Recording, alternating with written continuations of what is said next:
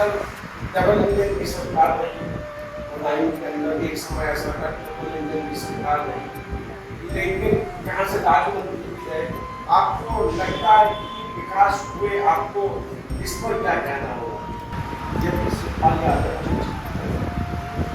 इससे पहले भी उन्होंने था, अरविंद यादव जी बदायूं में 2 बार सांसद रहे, 5वां सदी के बाद से सांसद रहे, तो उस समय 2 वर्ग विशेषकर हावी रहते हैं बदायूं की राजनीति में, बदायूं से औद्योगिक दूसरे पिछड़ा को माना जाता है। निश्चित बहुत हमने देखा कि फैक्ट्री, पराग फैक्ट्री की बात करें, चीनी मिल की बात करें, बंद होने के कगार पर है।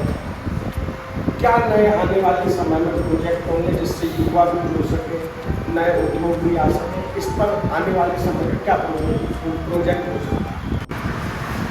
सत्य भारत में आज हमारे साथ मौजूद है जिला कांग्रेस कमेटी के अध्यक्ष ठाकुर ओंकार सिंह।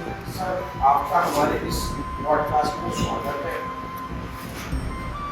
इंडिया गठबंधन 2024 लोकसभा में प्रयास बनाए गए सिद्धांत, आपकी व्यक्तिगत राय क्या है उसके बारे में? देखिए, शिवपाल सिंह जी गठबंधन के प्रत्याशी हैं और वो अपनी पार्टी के बहुत बड़े लीडर रहे और समाजवादी पार्टी के संस्थापकों में से एक बड़ा नाम है और उनकी आइडेंटिटी या उनकी पहचान खाली बदायूं में नहीं पूरे भारतवर्ष में है। और यूपी उत्तर प्रदेश में तो वो मंत्री रहे तो उन्होंने लोगों के लिए बहुत काम किया। और सबसे बड़ी बात यह है कि आज गठबंधन कांग्रेस के साथ खड़ा हुआ है और भी जो गठबंधन की पार्टियां हैं उनके साथ खड़ी हुई है। हमारा कैंडिडेट बहुत मजबूत है, निश्चित रूप से जो हमारे सामने वाले कैंडिडेट हैं दुर्विजय जी, वास्तव में दुर्विजय दूर के आदमी है। वो कभी बदायूं जनपद की किसी समस्या से उनका कोई सरोकार नहीं था, जबकि शिवपाल भी यहाँ से नहीं है, लेकिन वो कहीं ना कहीं कभी बदायूं के लोगों से जुड़े रहे, बदायूं की समस्याओं से जुड़े रहे। उनके भतीजा यादव यहाँ पर रहे और उन्होंने काम किए। हमें कहने को सब कुछ नहीं, हालांकि समय हमारी पार्टी में प्लस रही, लेकिन लोगों का मानना है, शहर के लोगों का मानना है, जिले के लोगों का मानना है मेडिकल कॉलेज और आपका यहाँ पे एग्जाम रहना था शहर में जो वो लेवल आया गवर्नमेंट कर पाया। तो जो मेडिकल कॉलेज को अगर जिस तरीके से उन्होंने लगाया था क्योंकि एक मेडिकल कॉलेज की जरूरत थी बनाई, तो उसको अगर ये सरकार उसको बढ़ाती, यहाँ का बेटे को डॉक्टर नहीं, मेडिकल कॉलेज में दवाइयाँ नहीं है, तो उन्होंने इस सरकार ने इस पर ध्यान नहीं दिया। तो इस रूप में समाजवादी पार्टी इंडिया गठबंधन के जो कैंडिडेट है बहुत मजबूत है। वहाँ पे कांग्रेस ने कभी यहाँ राजनीति नहीं की, बरेली में बैठने वाले बरेली रीजन है। सर, हमने ये सुना कल एक प्रेस कॉन्फ्रेंस जिसमें कहा गया कि हम शिवपाल जी को 1 लाख वोटों से हरा देंगे, ये आप इस पर क्या कहना चाहते हैं? मैं बड़े शिद्दत के साथ कहना चाहता हूँ कि मुझे, मैं भी राजनीति में बड़ा और मुझे ये लगता है कि वो अगर ये 1 लाख वोट मिल जाए दुर्विजय सिंह जी को, तो मैं बहुत बड़ी बात मानूंगा कि अगर 1 लाख वोट मिल जाएंगे तो ये उनकी बहुत बड़ी उपलब्धि होगी। और जीत के तो फाइट नहीं रहेंगे, जीत के तो आसपास छोड़िए, शिवपाल सिंह जी चुनाव जीते हुए चुनाव जीतेंगे। आने वाले समय में हम अगर आपसे पूछे इंडिया गठबंधन के कौन कौन से ऐसे मुद्दे हैं जो बदायूं की राजनीति पर हावी होंगे या बदायूं की राजनीति का मार्ग तय करेंगे? देखिए, बदायूं का सबसे बड़ा मुद्दा है विकास। बदायूं आज भी पिछड़े जिलों में आता है और मुझे कहने में कोई संकोच नहीं है कि जो विकास भारत तिवारी के ज़माने में हुआ, फैक्ट्री बनी, कपड़ा फैक्ट्री बनी, आला की फैक्ट्री बनी, तो जो विकास इस क्षेत्र में कांग्रेस के ज़माने में हुआ वो विकास में बहुत पीछे रह गया। लेकिन उसके बावजूद भी बदायूं में मुझे कहने में कोई संकोच नहीं है कि धर्मेंद्र यादव जी ने विकास के लिए काम किया और निश्चित रूप से यहाँ पे शिक्षा, मेडिकल, सुरक्षा, किसानों की आय, ये मुद्दे बड़े गौर है, बड़े मतलब बहुत बड़े मुद्दे हैं। इन मुद्दों पे चुनाव होगा और निश्चित रूप से इन मुद्दों पे दोनों जैसे की कहीं नहीं करते हैं हमारे सर। डबल इंजन की सरकार रही बदायूं के अंदर, एक समय ऐसा था कि डबल इंजन की सरकार रही, लेकिन यहाँ से दादी है, आपको लगता है कि विकास हुए? आपको इस पर क्या कहना होगा? बदायूं में विकास हुआ? बदायूं में विकास हुआ ही नहीं। आप खुद आगे रहने वाले हैं, आप मुझे बताइए बदायूं में विकास क्या हुआ? कौन सा यहाँ पे बड़ा आय का स्रोत हो गया? कौन सी बड़ी फैक्ट्री लग गई? एक बड़ी फैक्ट्री इस लोकसभा में गाजीबाजी ने लगाई थी, टाटा की फैक्ट्री। उसके बाद आप बता दीजिए कि कौन सा विकास या क्या आय का स्रोत इस जनपद के लोगों को मिला या यहाँ के लोगों को रोजगार मिला? क्या विकास? कुछ नहीं विकास हुआ। खाली हाँ उनका विकास हो गया, बड़े बड़े नेता हैं वो जो आज मोटरसाइकिल से चलते थे ये बता दो। सर एक और मेरा बदायूं की राजनीति से एक अच्छा क्वेश्चन रहेगा आपसे। इंडिया गठबंधन को अगर हम देखते हैं अभी तक तो अगर बीएसपी पार्टी से कोई अच्छा चेहरा आता है, जैसे जो अभी नाम चल रहे हैं, तब कई समस्या आ सकती है। देखिए ऐसा है कि अभी बीएसपी पार्टी ने अपना कैंडिडेट डिक्लेयर किया है। अगर किसी दूसरी पार्टी के बारे में मैं कोई टिप्पणी नहीं करना चाहता, लेकिन यह मैं कहना चाहूँगा कि जो इस सरकार के खिलाफ लोग हैं, चाहे बुद्धिजीवी हैं, चाहे किसान हैं, चाहे युवा हैं, जो इस सरकार के खिलाफ हैं, वो उनकी पहली पसंद होगा इंडिया गठबंधन। मुझे नहीं लगता कि मायावती उनकी पसंद होगी, क्योंकि कहीं ना कहीं लोग जानते हैं कि किस तरीके से उन्होंने कांग्रेस को मध्य प्रदेश में, राजस्थान में अपने कैंडिडेट को लड़ा के नुकसान किया।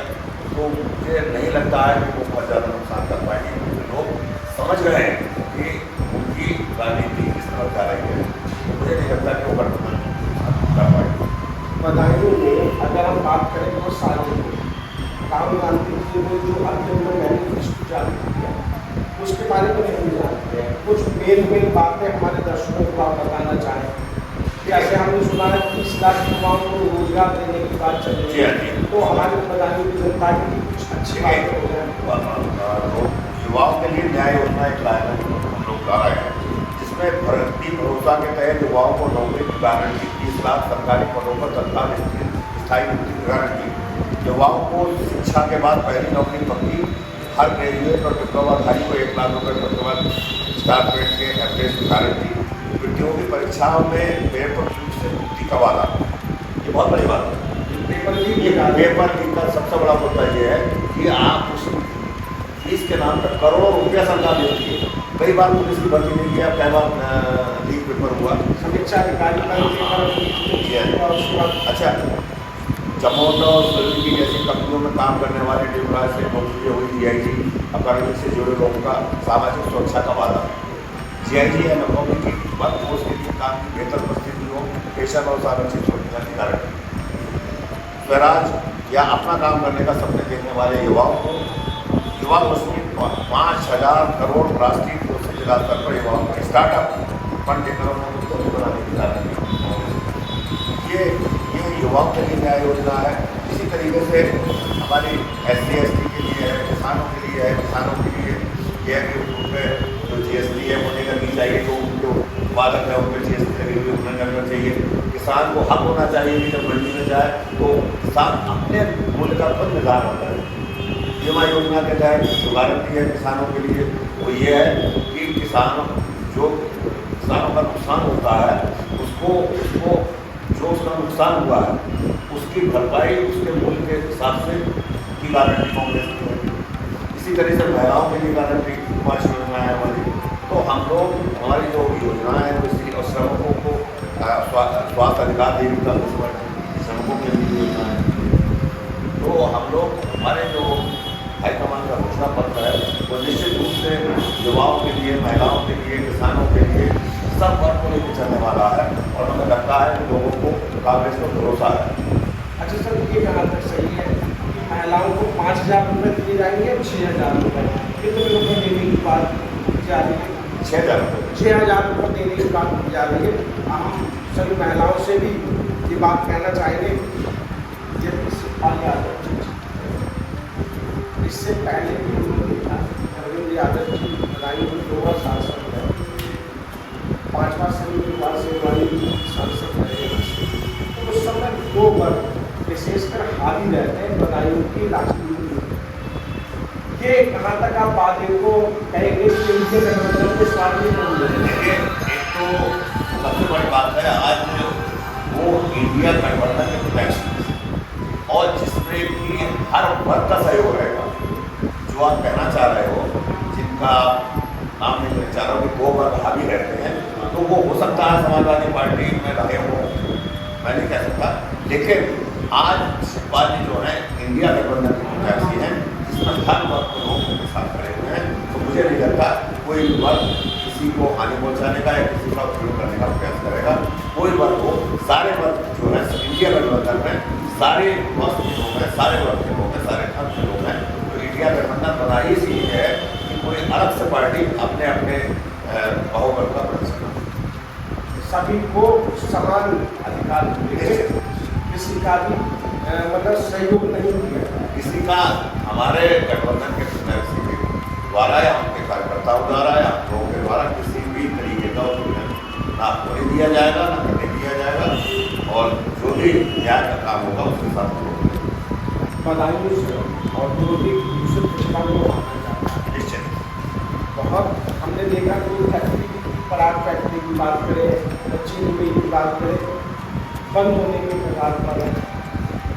क्या नए आने वाले समय में प्रोजेक्ट होंगे जिससे युवा भी जुड़ सके, नए उद्योग भी आ सके? इस पर आने वाले समय में क्या प्रोजेक्ट हो सकता है? देखिए, यहाँ पर सबसे बड़ी समस्या रॉ मटेरियल की, और इसको किसी ने ध्यान नहीं दिया। ये मुद्दा इसलिए उठाया गया है कि यहाँ पर यूरोप चल नहीं पाते। आप इंडस्ट्रियल एरिया में देख लीजिए, जितने भी इंडस्ट्री लगे वो चल नहीं पाए, रॉ मटेरियल नहीं मिल पाता। रॉ मटेरियल जब अगर भाई ट्रक से मंगाएंगे तो उनको बहुत कॉस्टली पड़ता है। तो निश्चित रूप से हमारी सरकार बनेगी तो हम बदायूं जनपद के लिए प्रयास ये करेंगे कि जैसे इंडस्ट्रियल एरिया तक तेल की लाइन जाती है, जहाँ पर ऐसा व्यवस्था हो कि रॉ मटेरियल इंडस्ट्रियल को गिरे, जिससे कि ये समस्या तो चले और चलते रहे। सर, जाते जाते बदायूं के आप अपने कार्यकर्ताओं को, बदायूं की जनता को, बदायूं के युवाओं को क्या संदेश देना चाहते? हमारा सारे युवाओं को, किसानों को, मजदूरों को और हमारे अपने कार्यकर्ताओं से यही अनुरोध है कि आज हमारा ध्येय है वो ये है कि हम कांग्रेस के लोग गठबंधन को, इंडिया गठबंधन के प्रत्याशी शिवपाल जी को जिताने का प्रयास करें। हम जहाँ पर हैं, जिस स्थान पर हैं, जिस मोहल्ले में हैं, जिस घर में हैं, वहाँ अपने कैंडिडेट को जिताने के लिए, इंडिया गठबंधन को जिताने के लिए पूरा प्रयास करें। कार्यकर्ताओं से मेरा अनुरोध है और समाज के लोगों से अनुरोध है कि आपको तोलना पड़ेगा कौन आपके बीच में रह सकता है, कौन आपकी समस्या को कर सकता है, कौन आपके विकास को कर सकता है। ऐसे आदमी में केवल एक ही व्यक्ति है, वो है शिवपाल सिंह। सक्षम है और निश्चित रूप से आज तक उनके राजनीतिक जीवन पर कोई ऐसा दाग नहीं है जिसमें कोई मेरा एक